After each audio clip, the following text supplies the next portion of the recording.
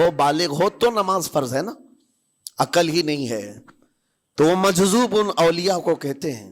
لیکن ان کے بارے میں حدیث میں ہے، اللہ کے نبی نے فرمایا وہ ایسے بندے ہیں کہ اگر اللہ کو قسم دے دیں کسی بات کی، اللہ ان کی قسم پوری کرتا ہے. وہ بہلول دانا بیٹھے ہوئے تھے. بغداد کا ایک مشہور تاجر تھا، لیکن خستہ حال تھا، بہت نقصان اٹھا چکا تھا، خسارے میں چل رہا تھا، بزنس پورا لاس میں. اور وہ پریشان حال بہلول دانا کے پاس آیا، گڑ گڑایا، کہا کہ حضور مجھے بچا لیں، رحم کر لیں، میں تاجر ہوں، لٹ گیا ہوں، لاس میں ہوں، کچھ آپ فرما دیں، میں کیسے اس بھور سے نکلوں.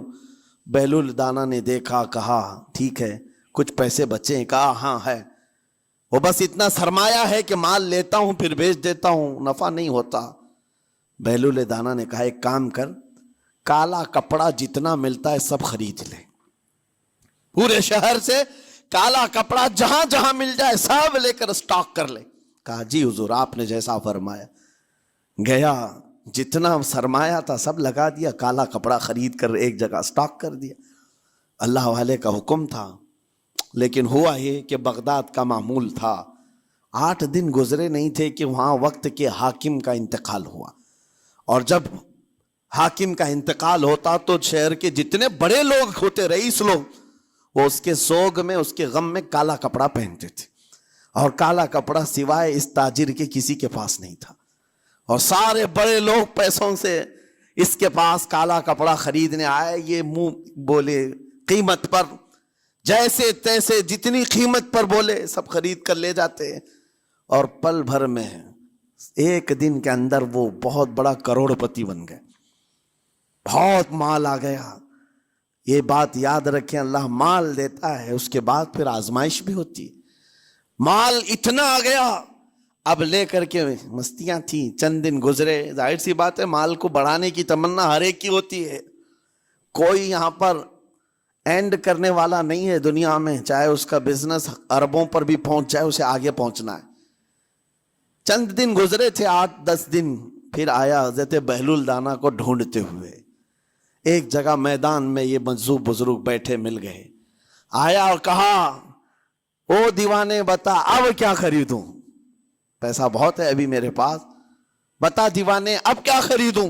انہوں نے دیکھا، کہا کہ لہجہ تو بدلا ہوا ہے، پیسہ بہت زیادہ تھا. کہا کہ ٹھیک ہے کوئی بات نہیں، اللہ والوں کو ان سب چیزوں سے کوئی لینا دینا نہیں. آپ نے کہا مال جتنا ہے تیرے پاس سب لے کر کے خربوز خرید لے، تربوز خرید لے، جس کو کلنگڑ کہتے ہیں، تربوز پورے خرید لے. اس نے کروڑوں کی جائیداد پورے تربوزوں میں لگا تھی، سب تربوز خرید کر سٹاک کر دیا ایک جگہ. اور اس کے گمان میں یہی تھا کہ چند دن گزریں گے، کوئی ایسا ہی حادثہ ہوگا جب تربوز منہ مانگی قیمت پہ لوگ خریدیں گے اور میں بیچوں گا. پورا مال تربوز میں لگایا. 2 دن 4 دن 6 دن 8 دن گزرے، کوئی حادثہ نہیں. ادھر تو تربوز سڑنے لگ گئے، وہ تو زیادہ دن سٹاک نہیں کیے جا سکتے، سڑن شروع ہو گئی. پھر تھوڑے دنوں کے بعد پورے کے پورے سڑ گئے. کروڑوں کا مال تربوز میں سڑ کے چلا گیا. وہ کچھ بھی نہیں سکا، کچھ نہیں کر سکا. واپس چیختا چلاتا اسی حالت میں آیا، پہلے سے بھی زیادہ بدتر حالت میں آ گیا ہوں. دوڑتے ہوئے آیا، حضرت بہلول دانا کو ڈھونڈتے ہوئے. کہاں ہیں؟ وہ اسی جگہ بیٹھے ہوئے مٹی میں بیٹھے رہتے تھے. قریب آیا اور کہنے لگا کہ آپ نے میرے ساتھ ایسا کیوں کیا بہلول؟ بہلول دانا نے کہا کیا ہوا؟ کہا میں تو لٹ گیا، تربوز میں پیسے لگائے آپ کی وجہ سے اور پورے سڑ گئے. بہلول دانا نے کہا میں نے تو کچھ نہیں کیا، پہلے تو تجھے نفع ملا تھا وہ تیرے لہجے کی وجہ سے، اب خسارہ ہوا ہے تیرے لہجے کی وجہ سے. پہلے جو آیا تھا بات کرنے کے لیے اس وقت تیری تمیز الگ تھی، تیری تہذیب الگ تھی، اخلاق الگ تھی. گڑ گڑا کر کہا تھا کہ میں لٹ گیا ہوں آپ رحم کر دیں. دوسری بار آ کر کے کیا کہا؟ او دیوانے بتا کیا خریدوں؟ لہجہ بدل گیا تو پوری حیثیت بدل گئی. زبان ہماری اونچائی پر بھی لے جاتی ہے اور نیچے بھی لے آتی ہے. اس بات کو ہمیشہ ملحوظ رکھیں کہ اس زبان سے بہت سارے لوگ نفع بھی اٹھاتے ہیں، بہت سارے لوگوں کو نقصان بھی ہوتا ہے. لیکن ساتھ میں یہ بات بھی عرض کروں، نرم گفتگو کرنے کا عادی ہر ایک کو ہونا چاہیے. نرم گفتگو کرنے کا عادی ہر ایک کو ہونا چاہیے. اس کی نیکیوں کی علامت ہے، اس کے اخلاق کی علامت ہے. لیکن ساتھ میں امام شافعی رحمۃ اللہ تعالی علیہ نے یہ بھی فرمایا، چاہے جتنی بھی نرم طبیعت ہو انسان کی، اللہ اور اس کے رسول کے لیے غیرت ہونی چاہیے. اللہ اس کے رسول کے خلاف بات سنے تو پھر نرم لہجے کا استعمال نہ کرے، پھر وہ بزدلی کہلائے گی، وہ بزدلی کہلائے گی. آج میں ایک بات یہ بھی بتا دوں، بہت سارے لوگ یہ سمجھتے بھی ہیں. ابھی چند دن قبل میں ماررہ مطہرہ میں بیان کیا اخلاق کے، اولیاء اکرام کے مذہب و مسلک پر، اور پچھلے 15 سالوں سے میں نے بہت سارے خطابات کیے ہیں اخلاق پر، معاشرے کی برائیوں پر. لیکن ابھی چونکہ چند دنوں میں جلسے پروگرام بہت سارے ہو گئے اور عظمت ناموس رسالت پر زیادہ گفتگو ہونے لگی، تو لوگوں میں ایک امیج الگ بیٹھی ہوئی ہے. اور ابھی ہم نے اخلاق حسنہ پر گفتگو کیا کی 8 دن پہلے. ایک بزرگ نے مجھ سے پوچھا، ایسی بھی تقریر کرتے ہیں آپ ایسی بھی تقریر کرتے ہیں، یعنی نرم گفتگو بھی کرتے ہیں؟ مطلب یہ ہے کہ ہماری امیج ایسی بنا کر رکھیں کہ ہم ہر وقت چلاتے ہی رہتے ہیں، ہر وقت للکارتے ہی رہتے ہیں. میرے عزیزوں، میں یہاں پیغام دینا چاہتا ہوں، ہم قرآن کے اس آیت پر عمل کرنا چاہتے ہیں جو مولا نے فرمایا اشداء علی الکفار رحماء بینہم. مومنین کی شان ہے، صحابہ کی شان ہے، وہ کافروں پر سخت ہوا کرتے ہیں اور مومنوں کے لیے نرم دل ہوا کرتے ہیں. زبان کی نرمی ایمان والوں کے لیے ہے، زبان کی نرمی محبت مصطفیٰ کے لیے ہے، عاشقان مصطفیٰ کے لیے ہے. ساتھ میں زبان کی سختی کفار و مشرکین کے لیے ہے، گستاخان رسول کے لیے ہے. اور اگر یہ چیز نہیں آئی تو پھر آپ سمجھ لیں نیک اس وقت نہیں کہلائے گا آدمی. بعض لوگوں کو ایسا لگتا ہے نرم بات کرنا چاہیے، نرم گفتگو، بالکل صحیح ہے، یہ اخلاق ہے. لیکن اگر ایسے مقامات پر جہاں تمہارے نبی کو کوئی گالی دے رہا ہو، رب کی شان میں کوئی بھونک رہا ہو، اس وقت تم کہو کہ اخلاق ہے، نرم بات کرنا چاہیے، یہ بے غیرتی ہے، یہ بے غیرتی ہے. تمہاری بیوی کو اگر تمہارے سامنے کوئی چھو دے اور اس کے بعد تم ہنس کر کے اس سے کہو ٹھیک ہے جائیے صاحب، آپ کو کہا جائے گا بے غیرت آدمی، بے غیرت آدمی ہے. انسان کو اپنی بیوی، اپنی بیٹی، اپنی ماں پر بھی غیرت ہوتی ہے، وہ سنتا نہیں ہے، یہ پیدائشی ہے، فطرت ہے انسان کی. اور مومن کی شان یہ ہے، سب سے بڑی غیرت اس کے لیے اللہ اور اس کے رسول کے لیے ہوا کرتی ہے. اللہ اور اس کے رسول کے لیے. ماں اور باپ کو گالیاں ایک وقت میں برداشت کر بھی لے جائے، لیکن اللہ اور اس کے رسول کی شان میں وہ ہرگز برداشت نہ کرے. یہ ایمان کی علامتوں میں سے ہے. بہرحال میں نے زبان کے دونوں استعمال آپ کو بتائے، سخت لہجے بھی ہیں، نرم لہجے بھی ہیں. لیکن جب آپ کا پالا کسی گستاخ سے نہ پڑے تو ہمیشہ نرم گفتگو کرنے کے عادی بنے. مومنین میں نرم لہجے کا اختیار ہمیشہ رہے. اس سے اخلاق آپ کے بتائے دکھائے جاتے ہیں، اس سے آپ کے اخلاق معلوم ہوتے ہیں. ساتھ ہی معاشرے میں نرمی اور محبت کا ماحول بھی قائم ہوتا ہے. ڈانٹنے کے طریقے بھی میں آپ کو بتاؤں. میرے استاد، میرے والد اگرامی فرمایا کرتے تھے، حضور حافظ ملت رحمت اللہ علیہ جو الجامعۃ الاشرفیہ مبارک پور کے بانی ہیں اور بڑے محدث جنہوں نے ایک نہیں ہزاروں عالم پیدا کیے، اس ہندوستان کی بات کر رہا ہوں. حافظ ملت رحمت اللہ علیہ پوری بخاری شریف پڑھاتے تھے، تقریباً 40 سال تک انہوں نے پڑھایا بخاری شریف. میرے والد ان کے شاگرد ہیں.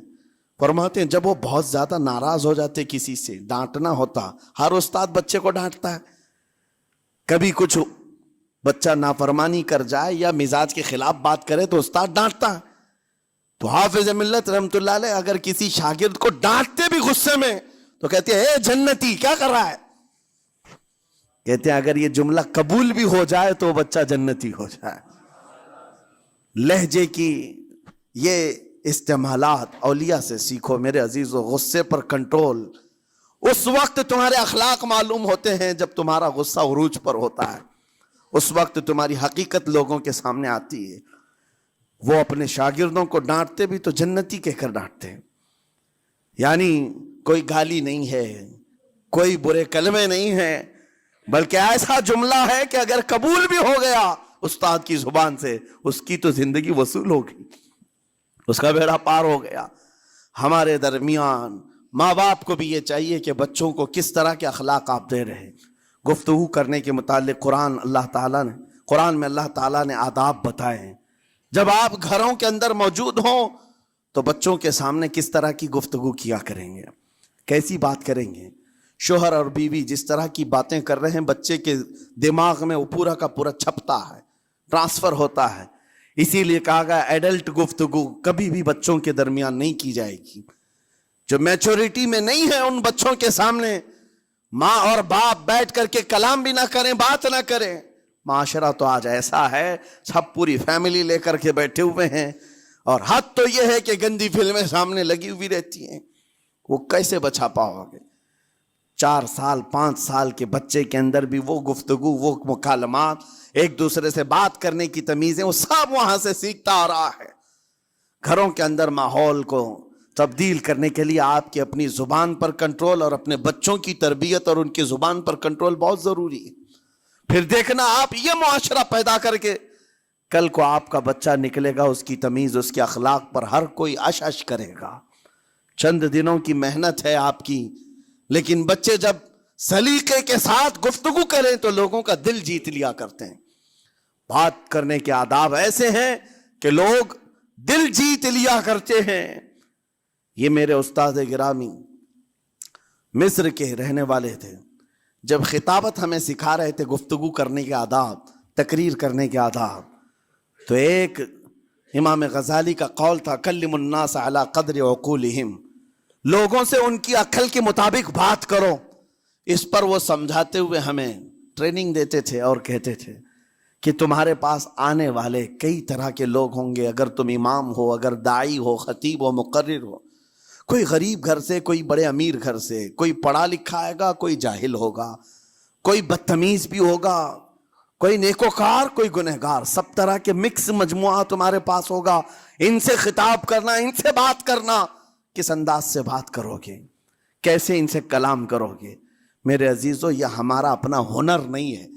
ہم جو آپ کے سامنے گفتگو کر رہے ہیں یہ ہمارا فن نہیں ہے، یہ اپنا پیدا کیا وہ ہنر نہیں ہے۔ ہمیں سکھایا گیا تھا صرف اور صرف آپ کو اس مجمع سے اور یہ آئے ہوئے جمع غفیر سے بات کرنے کے لیے ایک ہی اسلوب اپنانا ہے، دیکھنا ہے کہ رسول اللہ کیسے بات کیا کرتے تھے۔ میرے آقا صلی اللہ تعالیٰ علیہ وسلم کا اسلوب اپناؤ۔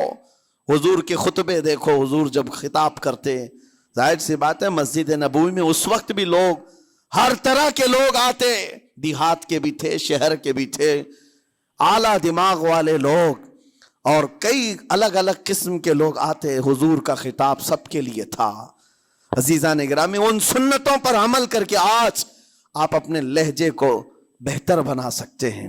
بس میری گفتگو کا خلاصہ یہی ہے کہ اللہ تعالیٰ ہمیں زبان کا صحیح استعمال عطا فرمائے، ورنہ یہ زبان کی سختیاں اور اس کی کڑواہٹ ہمیں دوزخ میں بھی لے جاتی ہے، دوزخ تک لے جا سکتی ہے۔ اللہ تعالیٰ اس کی مکاریاں، اس کی عیاریاں اور اس کی شرانگیزیوں سے ہم سب کی حفاظت فرمائے۔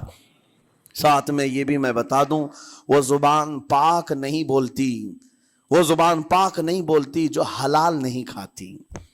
یہ بھی بزرگوں نے فرمایا ہے، یہ زبان پاک نہیں بولتی جو حلال نہیں کھاتی۔ اسی سے ہر کچھ گزرتا ہے، اندر پیٹ میں جاتا ہے۔